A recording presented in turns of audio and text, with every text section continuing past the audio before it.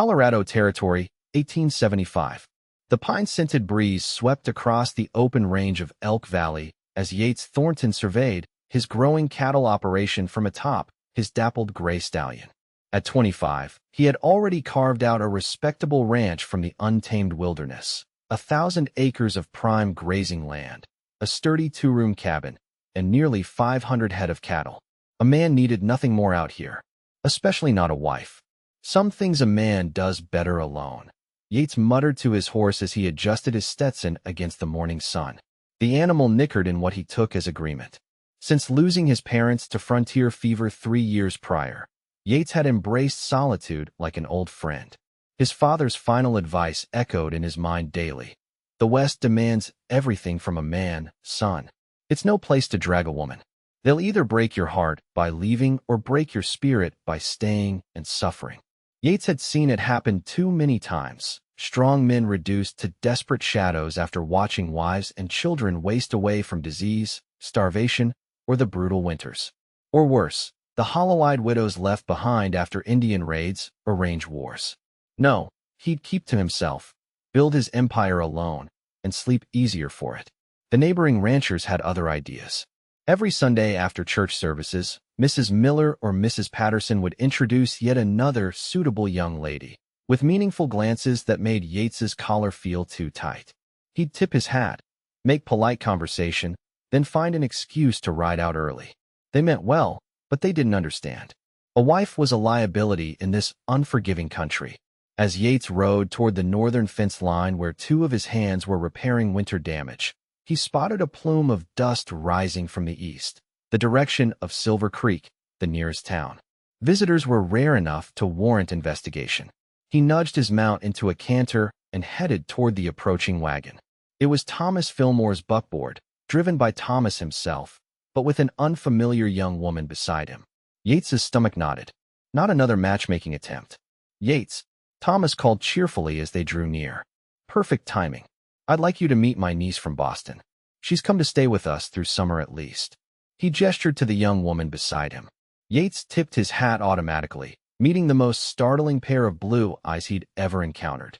They regarded him with intelligent curiosity beneath the brim of a modest bonnet. Miss Felicity Fairchild, Thomas continued.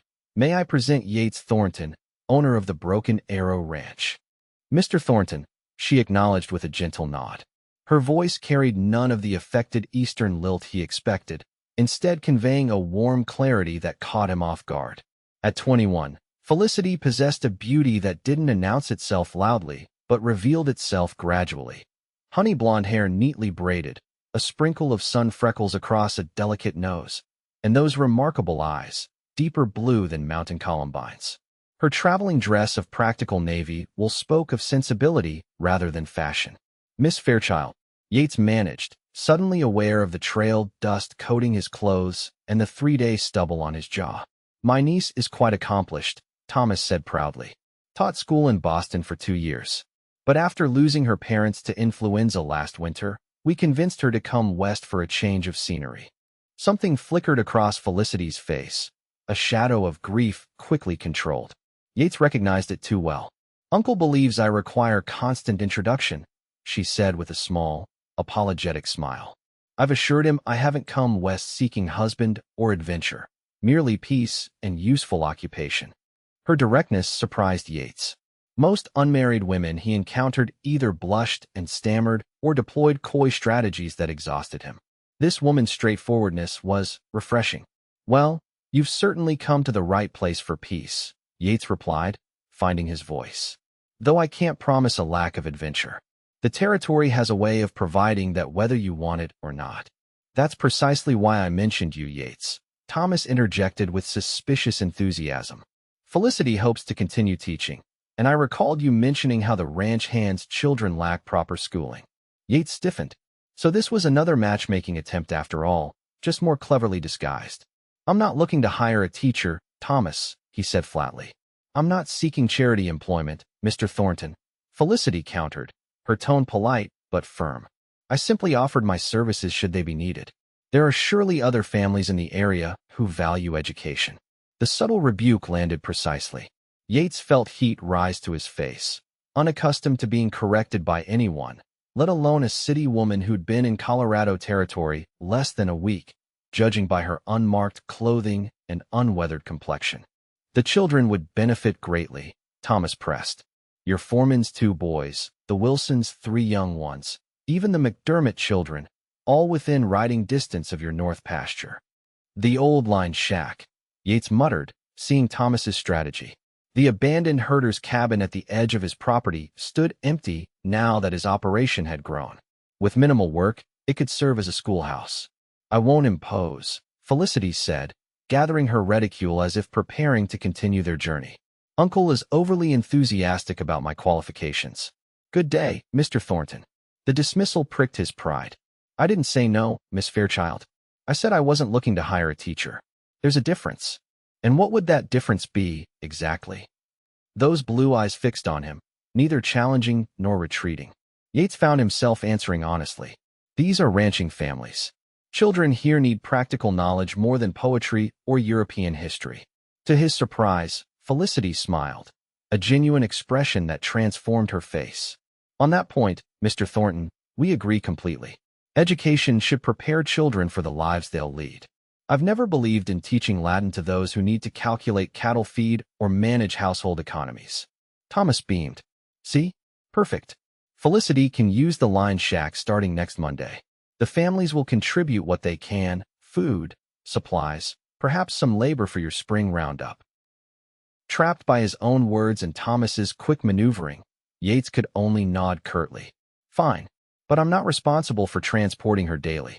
And at the first sign of trouble, weather, Indians, whatever, the arrangement ends. Agreed. Felicity said before her uncle could negotiate further. Thank you, Mr. Thornton. As they rode away, Yates stared after them, wondering what he'd just committed to. A schoolteacher on his property meant complications, distractions. Exactly what he didn't need with spring roundup approaching. Remember, he told himself firmly, she's just using the line shack. Nothing more. But as he turned his horse back toward the fence line, a troubling thought surfaced. He couldn't recall the last time a woman had looked him directly in the eye and spoken to him as an equal rather than as either a potential husband or a fearsome stranger. It was unsettling. By the 3rd week of Felicity's school, Yates had run out of legitimate reasons to check on the line shack. He'd replaced the leaky roof, fixed the broken window, delivered firewood, and inspected the nearby creek for spring flooding. All tasks that could have been delegated to his hands. Yet here he was again, approaching the small cabin just as the children were being dismissed for the day. 7 of them burst from the doorway like freed colts, laughing and calling farewells to Miss Fairchild before mounting their ponies or climbing into waiting wagons. Felicity stood in the doorway, waving. She'd adapted to frontier practicality quickly, trading Boston fashions for simple skirts and shirtwaists, her blonde hair secured in a practical bun at her nape. The spring sun had kissed her skin with a light tan and brightened the golden highlights in her hair. Mr. Thornton, she acknowledged as he dismounted. Another structural concern? Was that amusement in her voice? Yates cleared his throat. Just checking the creek level. Spring melt's coming. Of course. She gestured toward the open door. Would you care for coffee? I've just made a fresh pot. The proper response would be to decline, mount up, and continue his rounds. Instead, Yates heard himself accept. Inside, the humble shack had been transformed. Desks fashioned from packing crates lined one wall.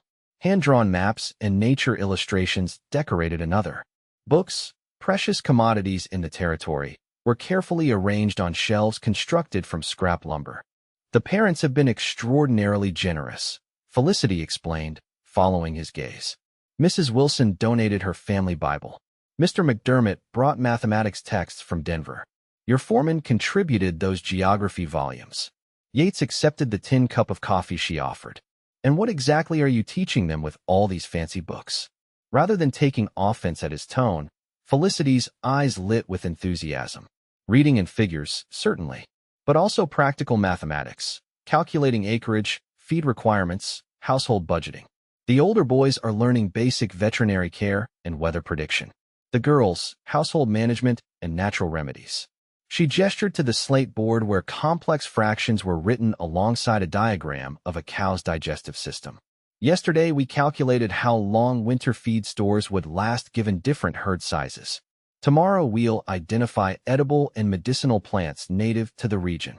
Yates stared at her, reassessing. This was not the genteel Eastern curriculum he'd expected. You seem surprised, Mr. Thornton. He sipped his coffee to cover his confusion. Most Eastern schoolmarms I've encountered believe children need Shakespeare and Greek philosophers above all else. Felicity smiled, revealing a dimple in her right cheek. I believe children need knowledge that serves them. What good is Homer to a boy who must help birth calves, or a girl who must preserve food to survive winter? She paused, then added more softly, though I do read them poetry sometimes, at day's end. Beauty has its place, even here. Even here, Yates repeated, struck by the phrase. He'd always viewed the territory as beautiful in its harsh way, but he rarely heard newcomers express similar sentiment. This land has its own poetry, Mr. Thornton. I've never seen stars so bright or skies so vast. Her expression grew wistful. In Boston, buildings hemmed in the horizon. Here, possibility stretches forever. Something shifted in Yates's chest, a loosening of the tight guard he maintained. Most Easterners see only the hardship. Oh, I see that too, Felicity assured him. But difficulty and beauty often coexist. My father taught me that. The mention of family dimmed her eyes momentarily. Before he could stop himself, Yates asked, You lost them recently? Felicity nodded, turning to gaze out the window. Winter influenza. Mother first, then father 3 days later. They were educators, believed knowledge was the greatest inheritance they could leave their students and me. You're honoring them well, Yates said quietly, surprising himself with the sincerity behind his words. She turned back, studying him with those remarkable eyes. And your parents? Your uncle mentioned you lost them to frontier fever. 3 years ago. They came west with nothing, built everything I have now. Yates rarely discussed his parents, especially with strangers, but something about Felicity's direct gaze invited honesty. Father was a hard man but fair. Mother was too gentle for this country, but she endured because she loved him. Did she? Felicity asked with unexpected perception. Endure merely for him? Or did she perhaps find her own reasons to love this place? The question struck deeper than Yates anticipated. He'd always assumed his mother had sacrificed her happiness for his father's dreams. But now, searching his memories, he recalled her delight in spring wildflowers, her pride in their growing herd, her quiet contentment on summer evenings watching western sunsets. I'm not sure, he admitted. I never asked. A comfortable silence fell between them. Yates finished his coffee, noting how the afternoon light caught gold flecks in Felicity's eyes. For the first time in years, he felt the dangerous pull of connection, the very thing he'd sworn to avoid. I should continue my rounds, he said abruptly, setting down his cup. Of course. If she noticed his sudden withdrawal, she gave no indication. Thank you for checking on the creek. The children and I appreciate your vigilance. As he mounted up, Yates felt compelled to offer something more. If you need anything, supplies, repairs, send word with one of the children. Felicity nodded, one hand shielding her eyes from the lowering sun. I will, though I'm discovering I need less than I thought out here. The simple statement followed him all the way back to the main house, echoing his own frontier philosophy, yet somehow challenging it simultaneously. As spring roundup approached, Yates found himself increasingly distracted. Twice he miscounted cattle. Once he rode to town for supplies, and returned having forgotten half his list. His foreman, Diego Martinez, finally called him on it. Boss, either you're sickening for something or that schoolteacher's got you tied in knots, Diego said bluntly as they mended tack one evening. Don't be ridiculous, Yates snapped, yanking a leather strap with unnecessary force. I'm just concerned about the beeves in the north section. They're underweight. Diego, who had worked for Yates's father and had earned the right to speak freely, merely raised an eyebrow. Sure, and that's why you rode by the schoolhouse 3 times yesterday. Heat crawled up Yates's neck. I was checking fence lines. The same fence 3 times. Diego shook his head. Look, my boys say she's a fine teacher. Smart, kind, not afraid of hard work.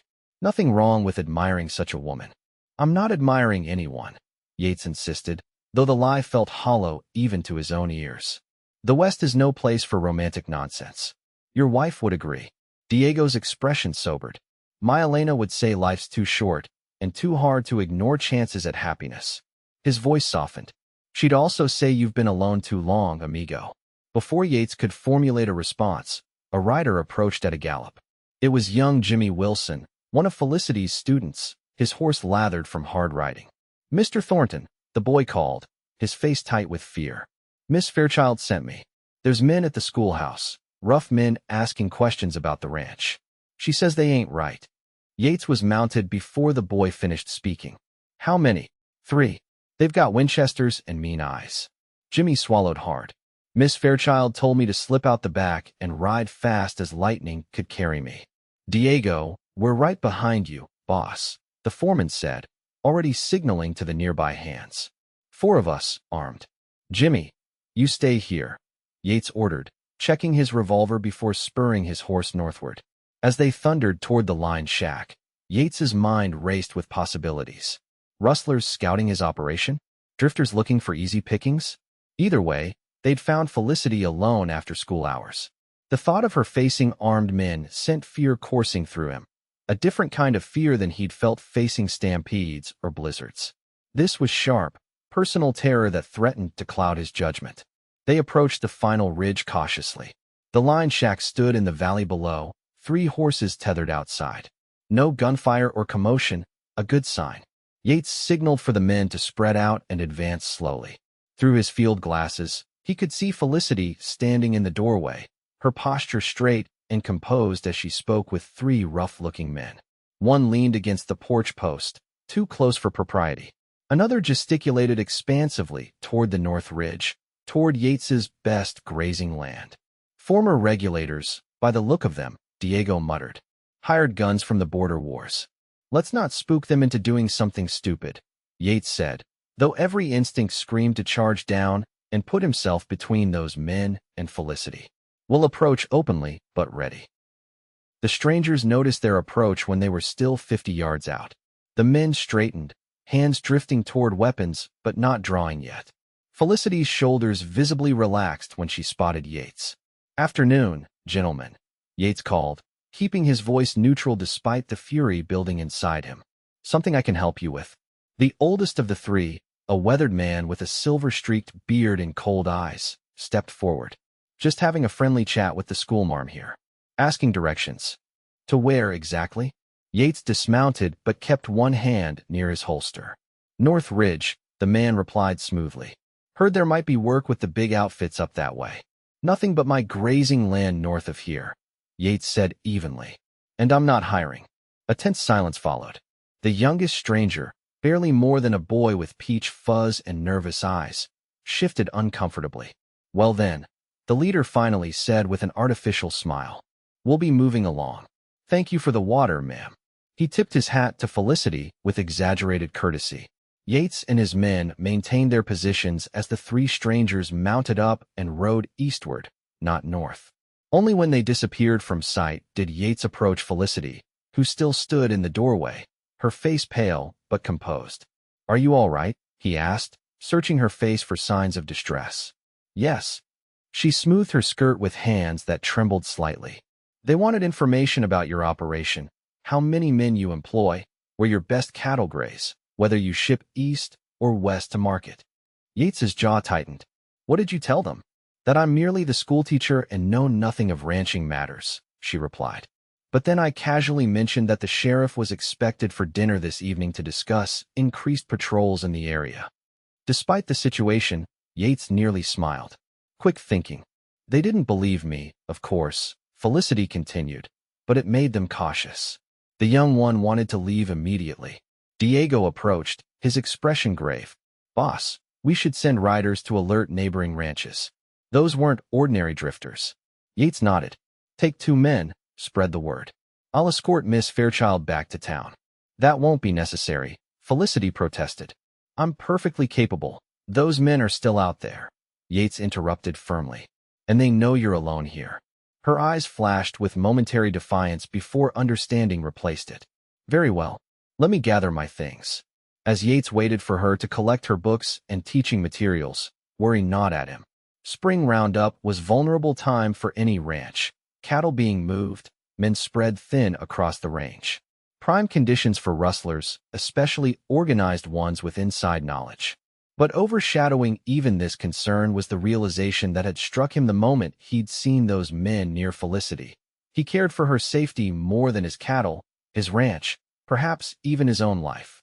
The admission shook him to his core. His father's warnings echoed in his memory. Caring for a woman out here is asking for heartbreak, son. The West takes what you love, sooner or later. Yet as Felicity emerged from the cabin, chin high despite her obvious fatigue, Yates knew it was already too late for such cautions. Something fundamental had shifted within him, as irrevocable as the changing seasons. You can't possibly hold school with rustlers threatening the valley, Yates argued 3 days later as they stood on the Fillmore's porch. He'd ridden into town specifically to convince Felicity to temporarily close the school after reports of cattle missing from 2 neighboring ranches, and you can't possibly expect children's education to halt every time danger appears, she countered, her blue eyes snapping with determination. This is the frontier, Mr. Thornton. If we suspended living every time risk arose, nothing would ever be accomplished. Thomas Fillmore and his wife exchanged knowing glances from the doorway, clearly enjoying the spirited debate between their niece and the normally taciturn rancher. This isn't about living, it's about surviving, Yates insisted, removing his hat in frustration. Those men weren't casual thieves. They're organized, dangerous. Felicity folded her arms. Which is precisely why maintaining normalcy is important. The children need stability, especially now. Their parents are worried enough without disrupting established routines. At least let me assign one of my men. To guard a schoolhouse? Felicity shook her head. Your hands are needed for roundup, which you yourself told me is critically understaffed this year. Her expression softened. I appreciate your concern, truly. But I've already taken precautions. The McDermott brothers will escort the younger children. School hours are shortened. No one remains alone at the cabin. Yates stared at her, caught between admiration and exasperation. Most women would have retreated to town at the first hint of danger. Instead, Felicity had adapted, planned, and persisted, just as any frontier woman worth her salt would do. I've never met a more stubborn woman, he muttered. To his surprise, Felicity laughed, a warm, genuine sound that crinkled the corners of her eyes. My father said exactly the same thing, usually while smiling, just as you are now. Yates hadn't realized he was smiling. The discovery both alarmed and pleased him. 1 week, he conceded. 1 week of shortened school days with proper escorts. Then we reassess based on whether these rustlers have been caught or moved on. Agreed, Felicity said, extending her hand as if to seal a business arrangement. After a startled pause, Yates took it. Her fingers were warm and surprisingly strong within his calloused grip. Something electric passed between them, causing Felicity to withdraw her hand quickly, a becoming flush spreading across her cheeks. Well then, Thomas interjected cheerfully. Since that's settled, why not stay for supper, Yates? Martha's made her famous venison stew. I couldn't impose, Yates began automatically. Nonsense, Martha Fillmore declared. You rode all this way to ensure our niece's safety. The least we can offer is a hot meal before you return. As they moved inside, Yates found himself seated beside Felicity at the simple dining table. Their conversation flowed more easily than he expected, ranging from local politics to books they'd both read to childhood memories. Felicity described Boston winters and her father's university lectures. Yates found himself sharing stories of cattle drives and the early days of the ranch, tales he rarely recounted to anyone. Your father sounds like a remarkable man, Felicity observed as they lingered over coffee while her aunt and uncle tended to evening chores. To build something so substantial from nothing but determination. He was, Yates agreed. Though sometimes I wonder if his vision for the ranch consumed him too completely. How so? Yates hesitated, surprised by his willingness to voice thoughts he'd barely acknowledged to himself. He saw the land as something to conquer rather than work with. Every drought or blizzard was a personal affront. Every setback hardened him further. And you see it differently? Felicity's gaze was thoughtful, not judgmental. I try to, he admitted. The land gives and takes on its own terms. Fighting against its nature only breaks a man faster. That's wisdom many never acquire, Felicity said softly. Even after decades here. The simple validation warmed him more than it should have. What about you? Do you plan to stay in the territory once your grief has eased? Or will Boston call you back? A shadow crossed her face. There's nothing for me in Boston now. The family home was sold to cover my father's medical debts. My position at the school was filled. She traced the rim of her coffee cup thoughtfully. Besides, I find I'm drawn to this place more strongly than I anticipated. There's a directness here, in the people, in the way life unfolds, that suits me. Not all women feel that way, Yates said carefully. Many find the territory too harsh, too primitive. I'm not many women, Mr. Thornton. Her smile held a gentle challenge. Surely you've noticed that by now. The statement hung between them, honest and unadorned as the frontier itself. Yates found himself unable to look away from her, the golden lamplight catching in her hair, the intelligence in her steady gaze, the quiet strength in her bearing. Yes, he finally said. I've noticed. The moment stretched, charged with unspoken possibility, until Thomas's return broke the spell.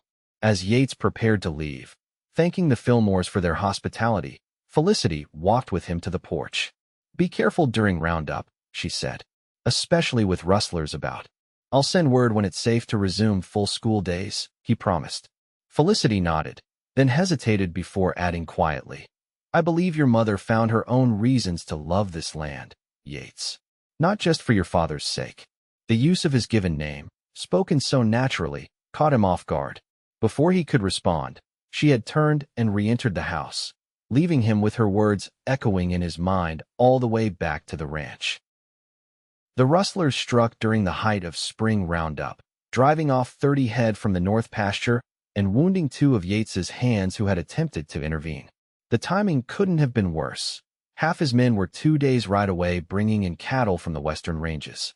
They knew exactly when we'd be most vulnerable, Diego said grimly as they tracked the stolen cattle. Someone's been watching our operation carefully. 4 riders followed the clear trail north, Yates, Diego, and 2 experienced hands. The tracks indicated 5 rustlers driving the cattle toward the territorial border, where jurisdiction became murky and stolen stock harder to recover. We'll catch them before nightfall, Yates promised, anger burning cold in his chest. Not just at the theft, but at the calculated violence against his men. Good hands were irreplaceable in this country, more valuable than cattle. They rode hard through the day, gaining ground steadily. By mid-afternoon, they spotted dust rising ahead, the stolen herd being pushed too fast over dry terrain. They'll wear those beeves down to nothing at that pace, Diego observed. They don't care about the cattle's condition, Yates replied. Only about crossing the border before we catch them. The plan formed quickly. Circle wide around the rustlers, get ahead of the herd, and force a confrontation where they chose. The element of surprise might compensate for their inferior numbers. As they split to execute the maneuver, unexpected gunfire erupted from a rocky ridge to their east. A bullet kicked up dirt near Yates's horse, causing the animal to rear in alarm. Ambush, Diego shouted, wheeling his mount toward scattered boulders, offering minimal cover. More shots rang out as Yates and his men dismounted, pulling rifles from scabbards. They'd ridden directly into a trap. The cattle drive visible ahead was merely bait, while the real threat had positioned itself on high ground with clear firing lines. How many? Yates called to Diego, who had the best vantage point. At least 3 on the ridge, the foreman answered between shots. And I'm guessing the others will circle back now that we're pinned. Yates cursed under his breath. They were outnumbered and outpositioned. Worse, with daylight fading, they'd soon lose what little visibility advantage remained. For 2 hours, they exchanged sporadic fire with the rustlers, neither side gaining decisive advantage. As dusk approached, Yates's fears were confirmed. Movement to their west indicated the cattle drivers had indeed doubled back to join their companions. We need to break for the horses before full dark, Yates told Diego during a lull in shooting. Make for that ravine to the south. It leads back toward Clayton's place. Diego nodded grimly. You first, boss. We'll cover you. No.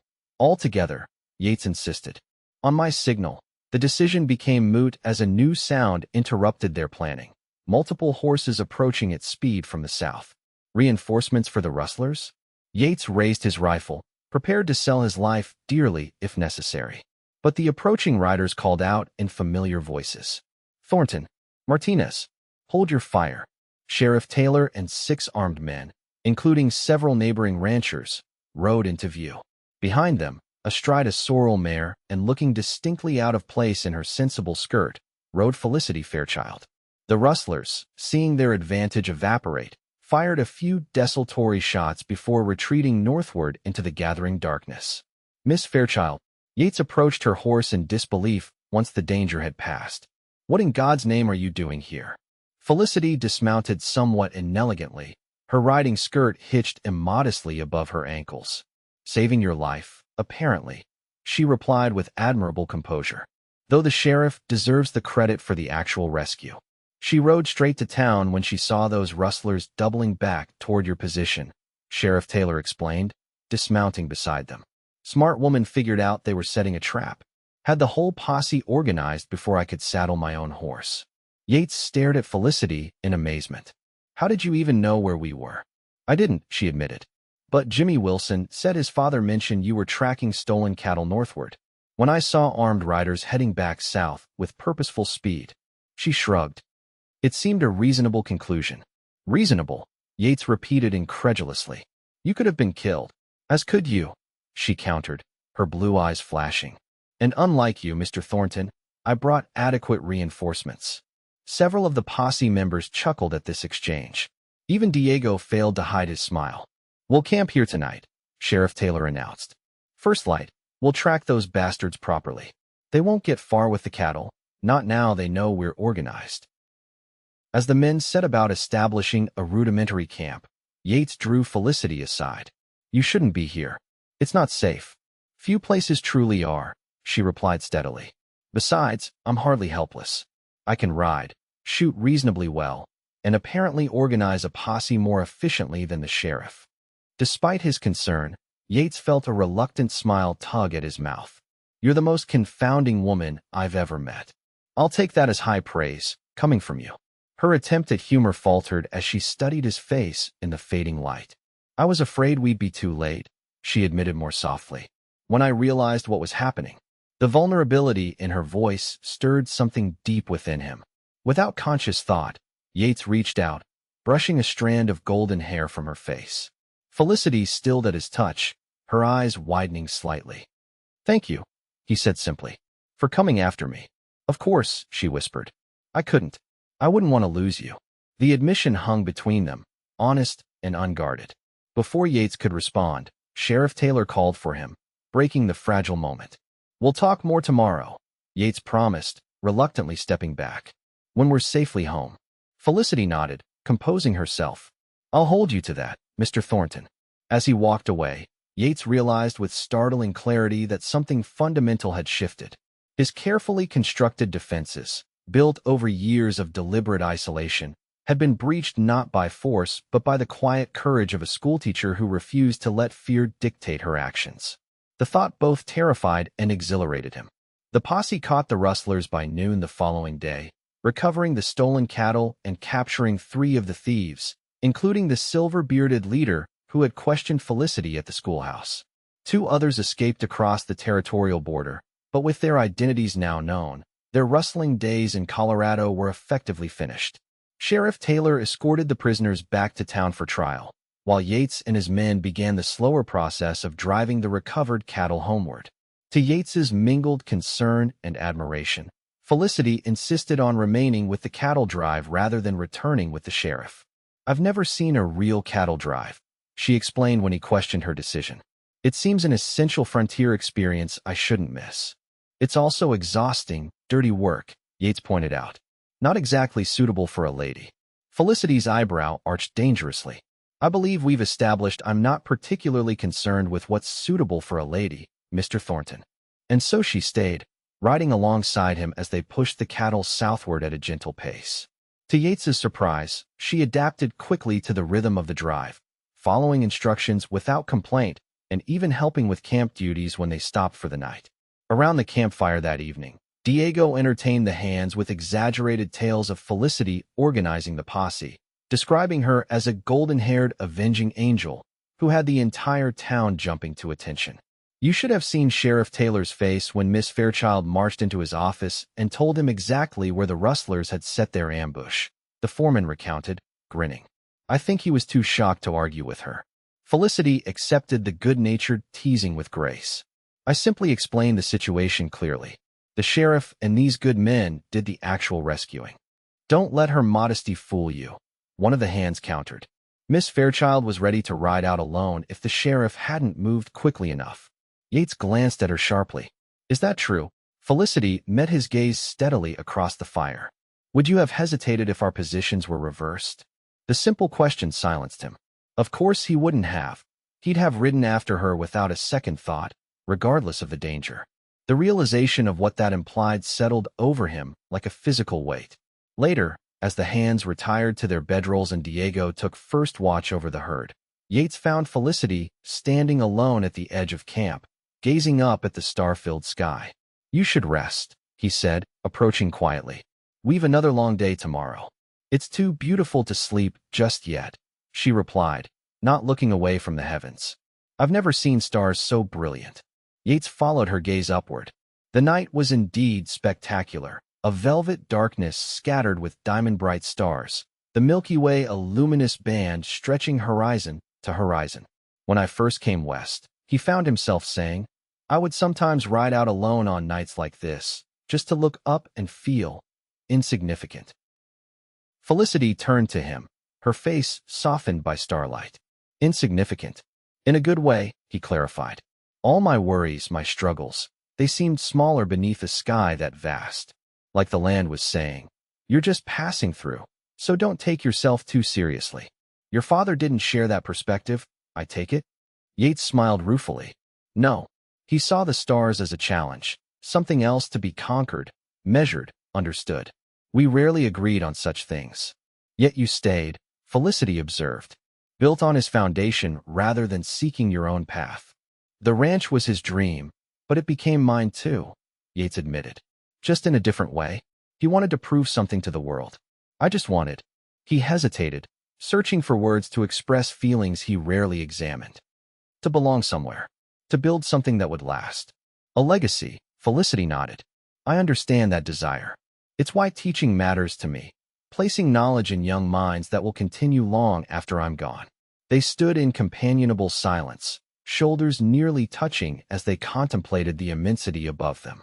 When Felicity shivered slightly in the cooling night air, Yates removed his jacket and placed it gently around her shoulders. Thank you, she murmured, pulling it closer. The garment engulfed her smaller frame, but she seemed to welcome its warmth. For this, and for allowing me to join your cattle drive. I know it's unorthodox. You're unlike any woman I've ever known, Yates said quietly. The admission felt momentous, like a door opening that couldn't be closed again. Felicity turned to face him fully, her expression solemn in the starlight. Is that a compliment or a concern, Mr. Thornton? Both, perhaps, he answered honestly. You upend everything I thought I knew about. He gestured vaguely between them. About this. About possibilities. This, she echoed softly.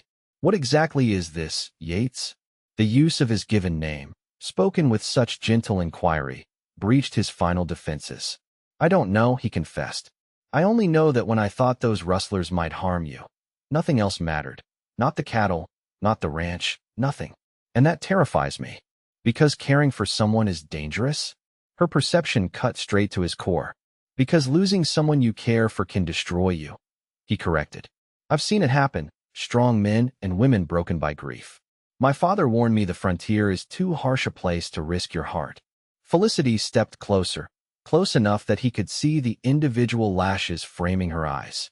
And if the alternative is never risking it all, never experiencing what makes the harshness worthwhile? The question hung between them, unanswerable yet demanding response. Slowly, giving her every chance to retreat, Yates raised his hand to her cheek. Her skin was cool beneath his fingers, soft in a way that made his calloused hand seem impossibly rough by comparison. Felicity, he breathed, her name a question and answer both. She leaned into his touch, her eyes never leaving his. I'm not afraid of this frontier, Yates. Or of caring. Or of you. The simple courage in her words undid him. Yates bent his head and kissed her, gently at first, then with growing certainty as her arms slipped around his neck. She tasted of coffee and possibility, her lips warm and yielding beneath his own. When they finally separated, both slightly breathless, Yates rested his forehead against hers. "I don't know how to do this," he admitted. "I've spent years convinced I'd always be alone." "So have I," Felicity replied with a small smile. "Perhaps we can figure it out together." The prospect both thrilled and terrified him. But as they stood beneath the endless stars, Yates recognized that some risks were worth taking. Even on the unforgiving frontier, perhaps especially there, where life's fragility made its moments of connection all the more precious. The following weeks passed in a blur of activity. With the rustlers imprisoned awaiting trial, the valley returned to its normal rhythms. Spring roundup concluded successfully, the school reopened with full sessions, and preparations began for summer cattle drives to market. Yates found himself inventing reasons to visit the schoolhouse with embarrassing frequency. Sometimes he brought books he thought might interest Felicity's students, practical manuals on animal husbandry or illustrated guides to Western flora. Other times he simply appeared at day's end to escort her back to town, claiming continued concern about rustlers despite their incarceration. If the children noticed their teacher's flushed cheeks whenever the rancher appeared, they were discreet. The adults in the community were less so. Knowing glances and good-natured teasing followed the couple whenever they appeared together at Sunday services or town gatherings. On a perfect June evening, Yates invited Felicity to dinner at the ranch house, the first time he'd entertained a guest there since his parents' passing. He spent the day in uncharacteristic nervousness, instructing his housekeeper to prepare special dishes and even cutting fresh wildflowers for the table. "The place looks different," Felicity observed as he showed her through the modest but comfortable home. "Since I was here during the rustler incident. I had the walls repainted," Yates admitted, "and ordered some new furnishings from Denver." Felicity traced her fingers along a bookshelf recently installed in the parlor. "For your books? I didn't realize you were such an avid reader." "I wasn't," he confessed, "but someone recently convinced me that beauty has its place, even here." Her smile at hearing her own words reflected back to her warmed something deep in his chest. They dined on the wide porch overlooking the valley, watching sunset paint the western sky in spectacular hues of gold and crimson.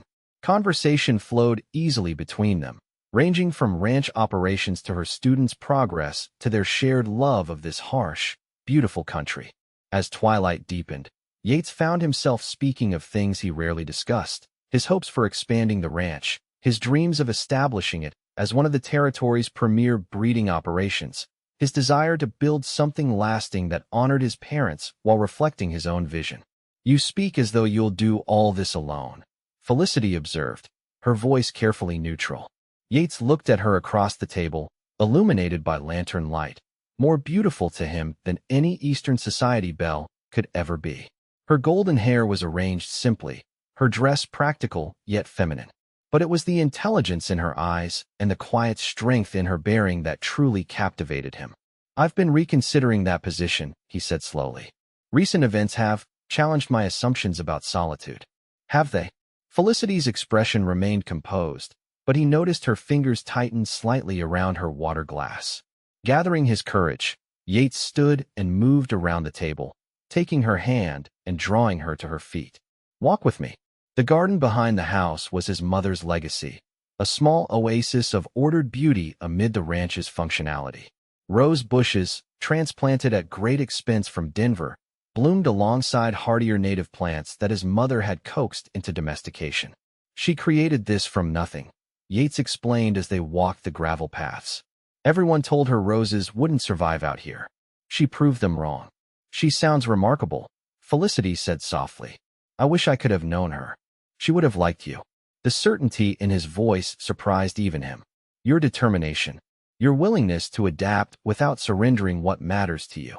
They stopped beside a particularly vibrant rosebush heavy with crimson blooms. In the fading light, the flowers appeared almost black, rich and velvety against the greening landscape. "Felicity." Yates turned to face her, still holding her hand in his. "I've been alone on this ranch for 3 years. Before that, I was alone in a different way, separate from my father's vision, uncertain of my place. I thought that was my fate, to build this place alone, to live and eventually die here without." He faltered, the words suddenly inadequate for the enormity of what he felt. "Without what?" Felicity prompted gently. Without the one thing that would make it all worthwhile, he finished. Someone to share it with. Not just anyone you. Her eyes widened, but she remained silent, waiting for him to continue. I know it's too soon, he hurried on. We've known each other barely 3 months.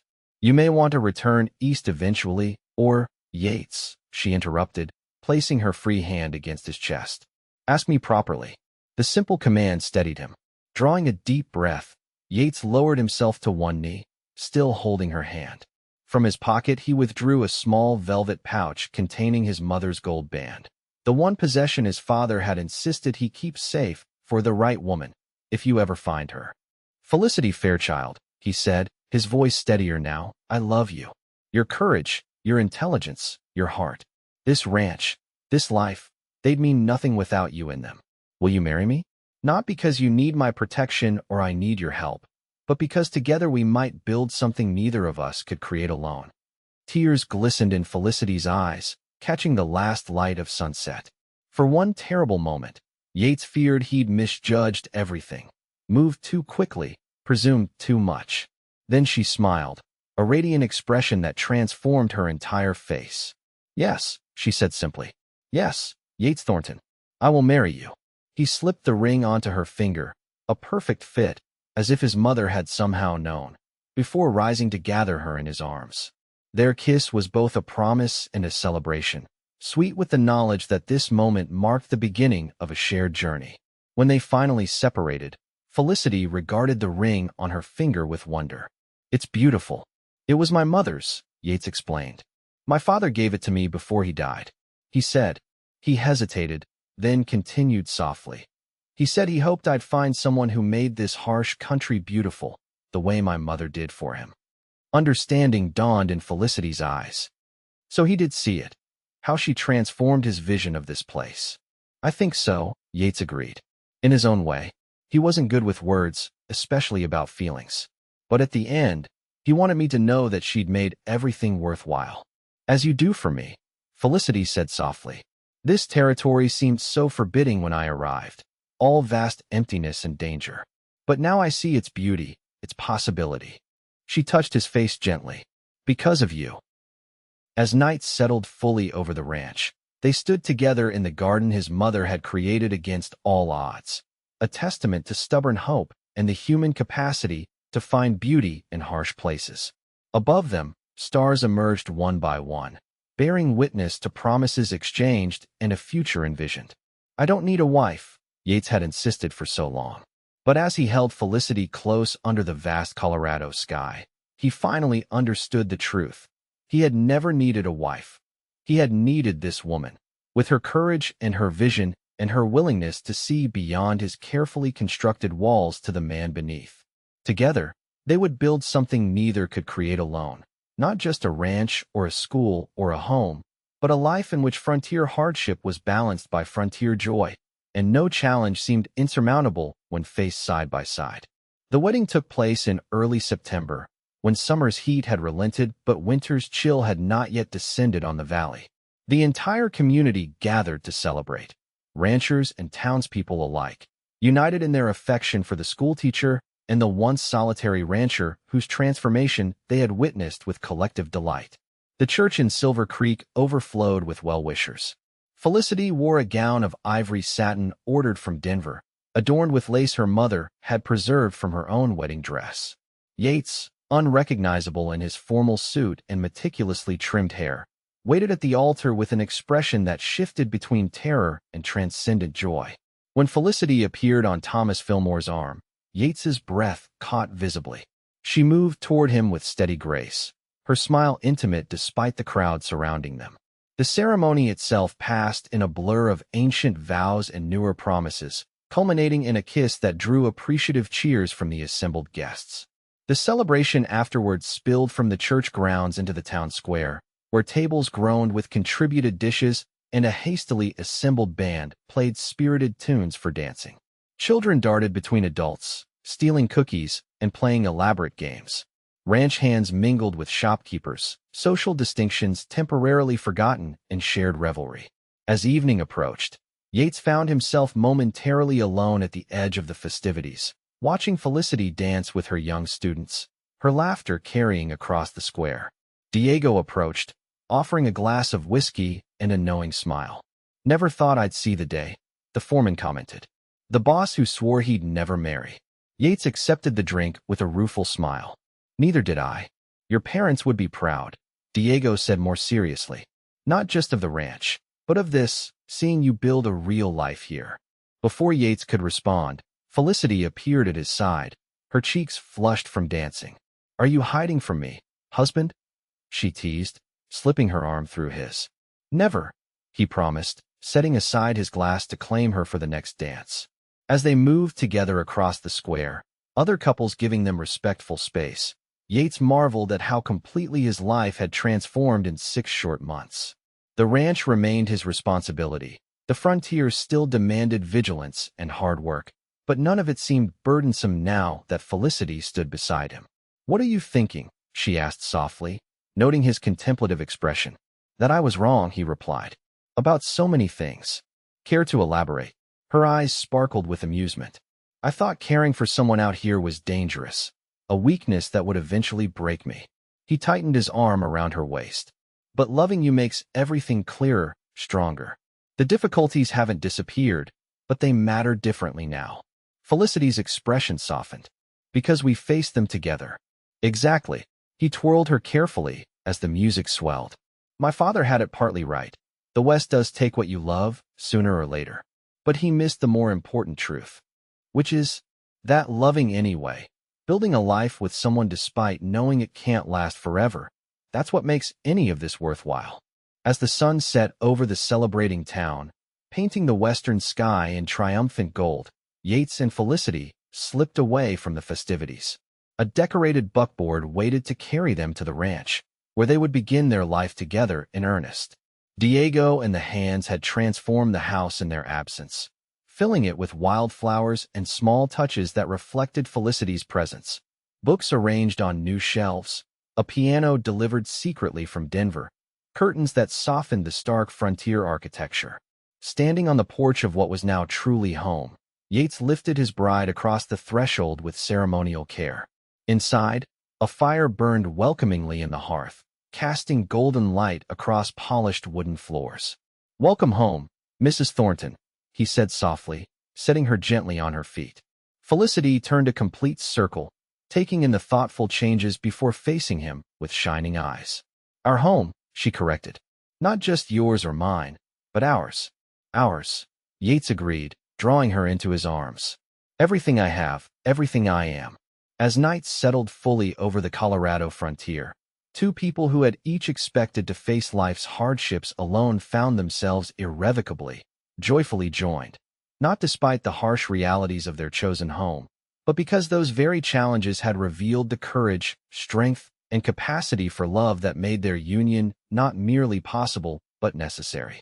The stubborn cowboy who had insisted he didn't need a wife had found in Felicity not just a partner, but a completion. Someone whose presence transformed his careful existence into a life fully lived, rich with possibility and anchored in love that made even the untamed West feel, at last, like home.